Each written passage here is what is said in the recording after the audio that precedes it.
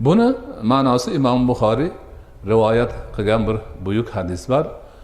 Ajiba robbuka min qawmin yusaquna ila jannati bis-salasili. Robbing jannatga zanjirlar bilan sudralib ketayotgan qavmni ko'rib ajablandi deydi. Ya'ni biz hammamiz shumiz. Jannat borligini bilamiz. Do'zax borligini bilamiz. Lekin jannatga kerak bo'lgan ishni qila olmaymiz. Shunga Alloh nima? Rahim qilib bizni vojib zanjiri bilan, farz zanjiri bilan bo'ynimizdan tortib jannatga sudrayapti.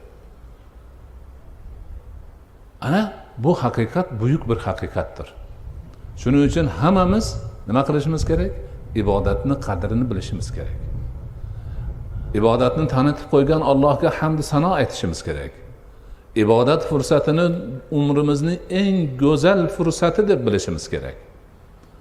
Ibodat bilan banda Allohga yaqinlashadi. Allohning roziligini topadi. Allohning muhabbatiga sazovor bo'ladi. Bundan ulug' narsa yo'q dunyoda. Bundan ulug' narsa yo'q dunyoda. Mana shu haqiqat hammamizni doimiy ravishda yodimizda bo'lishi kerak. Biz faqatgina ibodat bilan Allohga yaqinlashamiz, Allohga muhabbat qilamiz, Allohning muhabbatiga sazovor bo'lamiz, Allohning qurbatiga erishamiz va Allohning jannatiga sazovor bo'lamiz. Ibodatsiz hech narsa bo'lishimiz mumkin emas.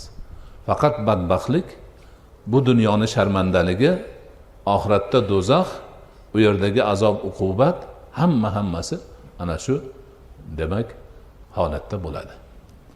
Mana shuning uchun biz Allohga bizga ibodatlarni farz qilib qo'ygani uchun, vojib qilib qo'yganligi uchun qancha hamd aytsak, qancha sano aytsak, shukr qilsak, shuncha oz bo'ladi.